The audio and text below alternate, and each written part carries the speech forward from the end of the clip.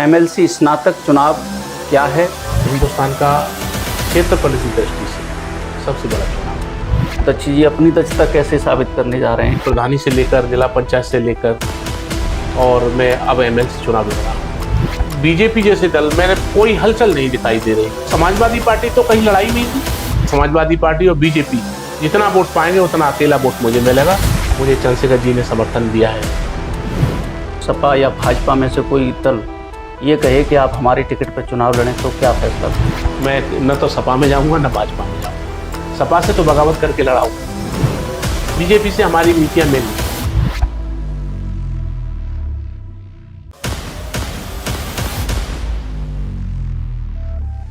दोस्तों, आसान भाषा में आज हम समझेंगे एमएलसी स्नातक चुनाव क्या है।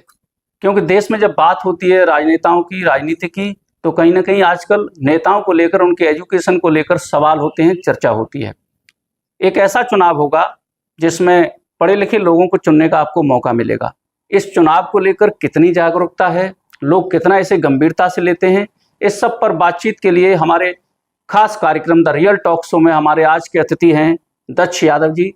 दक्ष जी, कार्यक्रम में आपका स्वागत है। थैंक यू सर, आपसे जानना चाहेंगे, जिस तरीके से चुनाव और राजनीति पे बात होती है, नेताओं के एजुकेशन को लेकर लोग चर्चा करने लग जाते हैं कि नेता पढ़ा लिखा होना चाहिए, उसकी योग्यता होनी चाहिए। कई सारे नैरेटिव हैं जो नेताओं को लेकर चलते हैं। लेकिन इस चुनाव में हम देखते हैं कि एक विकल्प सीधे तौर पर मिलता है कि जो पढ़े लिखे लोग हैं वो ही अपने लिए एक पढ़ा लिखा नेता अपने बीच से चुनेंगे। कैसे देखते हैं आप? जी। ये जो आगरा खंड स्नातक का जो एमएलसी चुनाव है, और देश में कहीं भी अगर स्नातक चुनाव है तो नेता भी पढ़ा लिखा होगा, स्नातक होंगे, और इसके सारे वोटर कम से कम ग्रेजुएट होंगे जी। और ये पढ़े लिखे बुद्धिजीवियों का चुनाव है। और इसमें देखना है कि देश में जो स्नातक बेरोजगार है, बहुत काफी लंबे समय से रोजगार न मिलने की वजह से अवसाद से ग्रस्त है। लोग चाहते हैं कि अब कोई नई सरकार आए या नया कोई जनप्रतिनिधि चुना जाए जिससे रोजगार के अवसर उपलब्ध हों। इसी उम्मीद और प्रत्याशा में वो भागते रहते हैं जी। और जो बेरोजगारी की दर है, जो सेशंस है, वो सबसे ऊपर है इस वक्त जी। और बहुत जरूरत है कि बेरोजगारों को तुरंत रोजगार उपलब्ध कराया जाए। बिल्कुल। और मैं इसी परिप्रेक्ष्य में एमएलसी चुनाव लड़ने जा रहा हूँ। बेरोजगारों, स्नातकों, शिक्षकों, कर्मचारियों की आवाज़, माध्यमिक शिक्षकों की आवाज़ मैं विधान परिषद में उठाऊंगा और जितनी मदद कर सकता हूँ मैं करूँगा। ये क्षेत्रफल की यदि हम बात करें, जिस तरीके से इस चुनाव का अपना एक दायरा होता है, शुरुआत राजनीतिक तौर पे जो लोग करते हैं, कई बार लोग प्रधान बनते हैं, बीडीसी बनते हैं, जिला पंचायत बनते हैं या विधानसभा में अपना जो चुनाव लड़ते हैं, तो उसका एक सीमित दायरा होता है। उन मतदाताओं तक पहुंचने की एक कोशिश में आदमी पहुंच भी जाता है। लेकिन ये बड़ा चुनाव आपके क्षेत्र में यदि बात करें तो कितने जिले शामिल हो रहे हैं? देखिए, जो चुनाव हम लड़ने जा रहे हैं वो हिंदुस्तान का क्षेत्रफल की दृष्टि से सबसे बड़ा चुनाव है। लोकसभा में 5 सीटें होती हैं। ये अन्य क्षेत्रों में किसी में 5 जिला है, किसी में 6 जिला है, लेकिन आगरा खंड स्नातक में सबसे ज्यादा 12 जिले हैं। 53 विधानसभा इसके अंतर्गत आती है। बहुत बड़ा चुनाव है। आपका 9 से चलिए और नोएडा की लास्ट सीमा तक जी। और इधर एमपी की सीमा तक, इधर राजस्थान की सीमा तक छूता है जी। तो गंगा की पटरी से चलकर दक्ष जी अपनी दक्षता कैसे साबित करने जा रहे हैं, ये बताइए दर्शकों को। देखिए साहब, मेरा जो परिवार है शुरू से ही संघर्षशील रहा है। हम लोग बुराई और माफियाओं के खिलाफ और जो भी समाज में खराब तत्व है उनके खिलाफ बचपन से ही संघर्ष करते आए हैं। हमेशा हमने सही का पक्ष लिया है। मेरी शुरुआत प्रधानी से लेकर जिला पंचायत से लेकर और मैं अब एमएलसी चुनाव लड़ रहा हूँ। और मेरा जो प्रयास होगा, मेरे शिक्षा मित्रों की लड़ाई बहुत लंबे स्तर पर लड़ाई है। जब शिक्षा मित्र परमानेंट हो गए तो बाद में सरकार द्वारा या कोर्ट द्वारा हटाए गए, तो इस लड़ाई को लेकर मैं अन्ना हजारे से मिलने महाराष्ट्र गया था और 20,000 शिक्षक शिक्षा मित्रों को लेकर मैं जंतर मंतर पर 5 दिन बैठा भी था। और अथक प्रयास शिक्षकों, शिक्षा मित्रों के लिए मेरे द्वारा किए गए हैं। और मेरा पूरा जीवन गरीब, बेरोजगार, नौजवान, स्नातक, शिक्षक की लड़ाई में भी बीता है। अटेवा का मैंने अभी समर्थन किया था। एटा के अटेवा संगठन ने मुझे एक तरफा समर्थन और जीत के लिए शुभकामनाएं भी दी। अभी परसों का है ये मामला। और बारेऊ जिले में जितने भी शिक्षक संघ हैं, चाहे प्राथमिक के हों, चाहे माध्यमिक के हों, चाहे शिक्षा मित्रों का कोई संगठन हो, 99% मेरे साथ खड़े हैं। इस चुनाव में शिक्षकों की बहुत बड़ी भूमिका है। 75,000 शिक्षक इस कॉन्स्टिट्यूंसी में आते हैं जी। और जिसमें सबसे ज्यादा शिक्षक आगरा जिले के आते हैं। जहां तक मेरा विश्वास है, मैं उनके बीच का ही हूँ। बेसिक शिक्षा विभाग में मेरा 20 साल का अनुभव है। उनके साथ कंधे से कंधा मिला के रहा हूँ। और इस चुनाव में शिक्षक माध्यमिक हो, शिक्षा मित्र हो, प्राथमिक हो, राष्ट्रीय शैक्षिक महासंघ हो या अन्य कोई संगठन हो जी, सारे के सारे मेरे साथ हैं। सभी लोगों का 100% मेरे लिए समर्थन है और निश्चय ही ऐतिहासिक जीत होगी। लेकिन दक्ष जी, एक बात जरूर आती है कि आज का जो दौर है राजनीति में, कई बार पहले हम ये देखते आए कि निर्दलीय प्रत्याशी विजय होके आते थे, उनका अपना एक क्षेत्र में अपना एक दबदबा होता था, सामाजिक पकड़ होती थी, उसका लाभ उन्हें मिलता था। लेकिन पिछले कुछ समय से राजनीतिक दलों की अपनी एक एकाधिकार होता जा रहा है क्षेत्र में। या तो अमुक दल के व्यक्ति हैं या दूसरे से जुड़े हुए हैं, जो किसी संगठन से नहीं, किसी पार्टी से नहीं, इंडिविजुअली यदि वो सेवा कर रहा है और उसको अपनी दक्षता दिखाने का मौका मिल रहा है, तो उसको आज कहीं ना कहीं एक चैलेंज मानते हैं आप कि अकेले दम पर आना कितनी बड़ी चुनौती है, या किसी राजनीतिक दल से ही आएंगे तब विजयश्री की ओर पहुंच पाएंगे? जी नहीं, आपने बहुत अच्छा सवाल किया। और मेहनत करने वाले और काम करने वाले आगे बढ़ते हैं, उन्हें कोई रोक नहीं पाता। और जो लड़ता है उसका इतिहास होता है जी। और मैं आपको सबसे बड़ा उदाहरण दूं, लोग निर्दलीय भी जीता करते हैं। आकाश अग्रवाल आपके माध्यमिक के हैं, वित्तवीन के हैं और निर्दलीय चुनाव जीते। बड़े दल चाहे समाजवादी पार्टी हो, चाहे भारतीय जनता पार्टी हो, सबको मौं की खानी पड़ी। जी। और आपके यहाँ से वर्तमान एमएलसी हैं वो। निर्दलीय जीत क्या है और अपने व्यवहार, अपनी कार्यकुशलता, अपनी क्षमता के ऊपर आज भी एमएलसी है। और मैं आपसे जो कह रहा हूं, आने वाला स्नातक एमएलसी भी अपनी क्षमता पे जीत के आएगा। मैंने आपको बता दिया। इस चुनाव में जो मुझे देखने को मिल रहा है, जी। मैं कई चुनाव मैंने नजदीकी से देखे हैं। पिछला चुनाव मैंने असीम को लड़ाया था और उससे पिछला भी एक चुनाव हरनाथ सिंह को लड़ाया था। मैं समाजवादी पार्टी की तरफ से आगरा खंड स्नातक वाले चुनाव में गया था, मैं पर्यवेक्षक के रूप में। जी। मैंने कई चुनाव स्नातक के बहुत नजदीकी से देखे। और इस बार मुझे जो ऐसा लग रहा है, जो बड़े दल जिनकी बात आप कर रहे हैं, जी। भारतीय जनता पार्टी और समाजवादी पार्टी, वो दोनों ही दल लड़ाई में नहीं होंगे।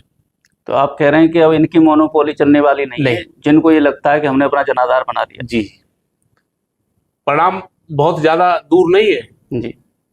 जो अभी परिस्थितियां बन रही है, जो दिल्ली वाला अभी हुआ था उनका, नीट वाले छात्रों का, और उसके बाद देश में और ज्यादा स्थिति आ गई है कि बीजेपी जैसे दल, मेरे लोगों से बात होती है जो बीजेपी के बिल्कुल कैडर कार्यकर्ता हैं जी, और इस चुनाव से हटके दूर हटना चाह रहे हैं, जिन्होंने पिछला चुनाव माननीय जी को बहुत ताकत से लड़ाया था, पैसे से लड़ाया था, मेहनत से लड़ाया था, और आज कहीं कोई शोरगुल नहीं है और उन्होंने या तो साइलेंट रहने का मन बना लिया है।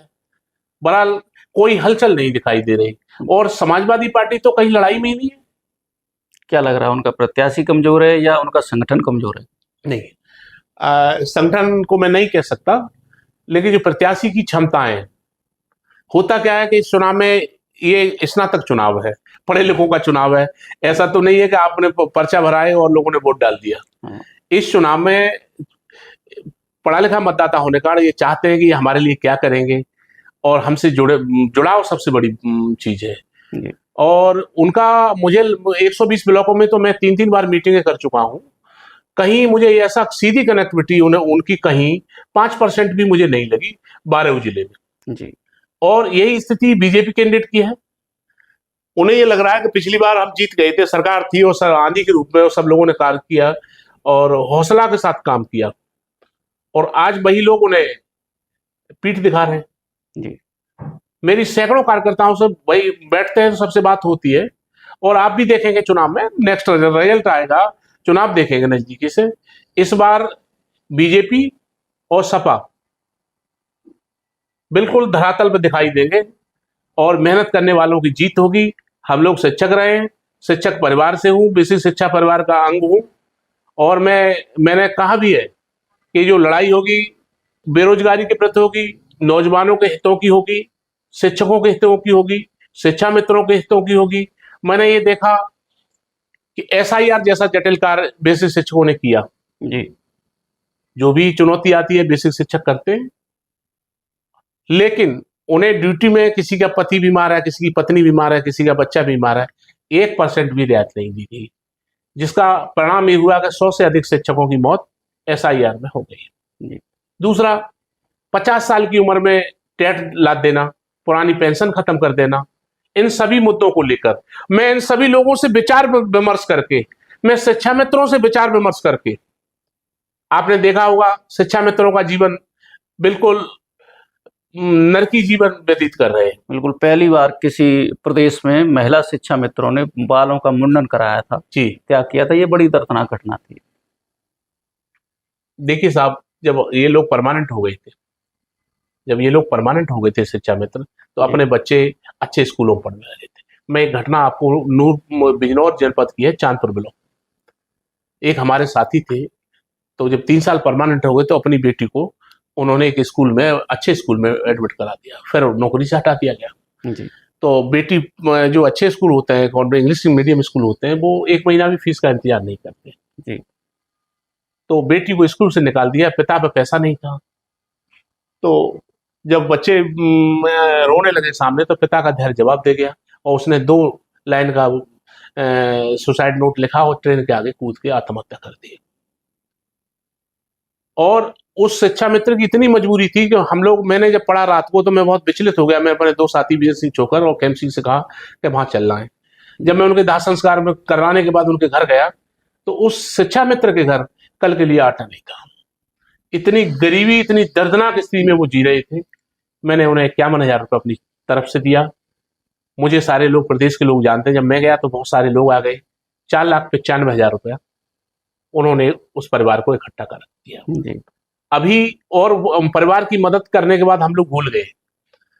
अभी कुछ दिन पहले, 15 दिन या 20 दिन पहले नीट का रिजल्ट आया, तो एक बेटी का फोन आया, जिस बेटी ने के कारण पिता ने आत्महत्या की थी। तो उसने मुझे फोन किया, बोले अंकल जी मैं बोल रही हूँ बिजनौर से। मैंने कहा बेटा हम तुम्हें नहीं जानते, कि आप भूल गए मेरे पिता के दाह संस्कार में आए थे। मेरे पिता शिक्षा मित्र थे और मैं उन्हीं की बेटी बोल रही हूँ। मेरा नीट में 563 नंबर आए। अब मैं डॉक्टर बन जाऊंगी, मैं अपने पिता का नाम रोशन करूंगी, और अंकल जी जीवन भर मेरे लायक कोई काम हो तो बताना। बहुत अच्छा लगा। तो शिक्षा मित्रों के साथ तो बहुत बड़ी जास्ती हुई। आज तक कर्मचारी और सरकार की लड़ाई में कभी कर्मचारी नहीं हारा। ये पहला उदाहरण है कि इतने बड़े पैमाने पर लोगों की नौकरी छीनी गई। बिल्कुल। और मैं इन्हीं बातों को लेके MLC चुनाव लड़ रहा हूं। सभी शिक्षा मित्रों से, सभी शिक्षकों के संगठनों से सबकी आम राय और सबकी सहमति और सबके समर्थन के बाद इस चुनाव में उतरा हूं। मुझे भरोसा है, 12 जिलों में मैं कैंपेनिंग कर रहा हूं, एक एक जिले में एक एक साथी से मिल रहा हूं, और सभी का मुझे समर्थन है। और इस चुनाव में MLC स्नातक खंड में आपके स्टूडियो में मैं कह के जा रहा हूं, ये दोनों राष्ट्रीय दल, या ये समाजवादी पार्टी और बीजेपी, जितना वोट पाएंगे उतना अकेला वोट मुझे मिलेगा। ऐतिहासिक जीत होगी। आप सबका आशीर्वाद मुझे चाहिए। मैं सभी शिक्षा मित्रों से, शिक्षकों से, स्नातक बेरोजगारों से अपील करता हूं कि चुनाव में मेरी मदद करें। लेकिन दर्शी, जब आपकी इतनी सारी कैंपेन और दौड़ हो रही है, तो कहीं ना कहीं राजनीतिक दल भी आप पर नजर बनाए होंगे। वो भी देख रहे होंगे कि इनकी दौड़ पकड़ और जो खासकर वोट बनाने की जो रणनीति आपकी है, जो बीच में आप लोगों के पहुंच रहे हैं, ग्रेजुएट्स के बीच आप पहुंच रहे हैं, वो जब संख्या उनके आकलन में आती होगी तो वो भी तो आपसे संपर्क कर सकते हैं कि साहब हमारे दल से आ जाइए। अंतिम छोर पर कुछ भी हो सकता है। ये राजनीतिक जो असीमित असंभावना का खेल है, कभी भी आपके लिए संभावना पैदा हो सकती है।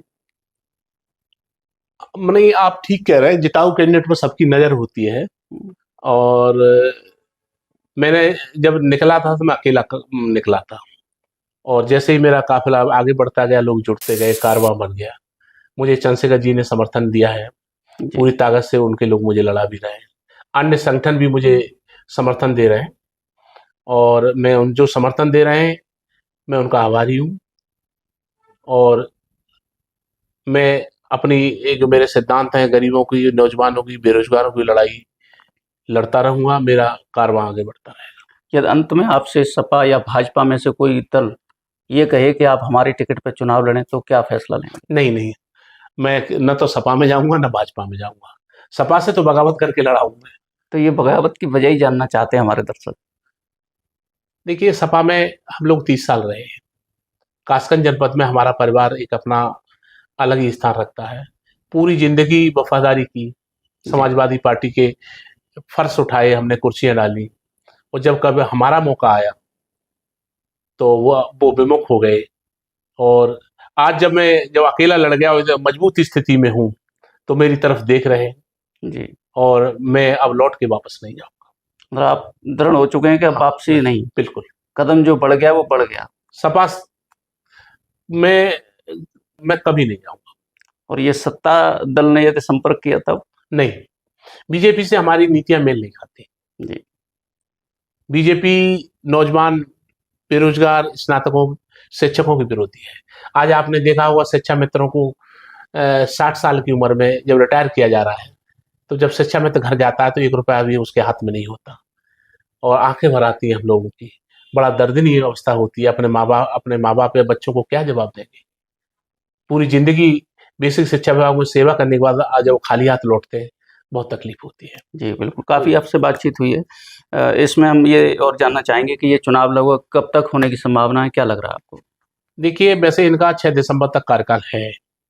ये सरकार के ऊपर है, 1 महीना पहले करा दें, 1 महीना बाद करा दें। आपकी तैयारी पूरी है? मेरी तैयारी, वो कल चुनाव करा लें, और मुझे भरोसा है कि मेरे लोग, मेरे शिक्षा मित्र, मेरे शिक्षक, मेरे सभी साथी कम से कम 50,000 वोटों से मुझे जिताकर विधान परिषद भेजेंगे। बिल्कुल, मुझे अपने लोगों पर भरोसा है, अपने साथियों पर भरोसा है। बिल्कुल। अभी ये बात हमने आगरा में की, आपसे आगरा मंडल के लोगों से क्या अपील करना चाहेंगे? क्योंकि आप जिस दमदारी के साथ लड़ रहे हैं, अपनी कोई बात कहना चाहें तो आप हमें दर्शकों से कह सकते हैं। देखिए, कासगंज मेरा जन्मभूमि है, और 2007 से मेरा मकान शास्त्रीपुरम में है, आगरा में है। और अगर मेरी जन्मभूमि कासगंज है तो कर्मभूमि मेरा आगरा है। मैं आगरा मंडल और आगरा के लोगों के लिए जो भी अच्छे से अच्छा कर सकता हूं, पूरा प्रयास करूंगा कि बेहतरीन से बेहतरीन काम करूं। इन लोगों का हमेशा कर्जदार रहूंगा, जितना प्यार आगरा ने दिया है मुझे। हालांकि प्यार तो मुझे 12 जनपद दे रहे हैं जी। मैं जहां जाता हूं वहां सैलाब जुड़ जाता है मुझसे।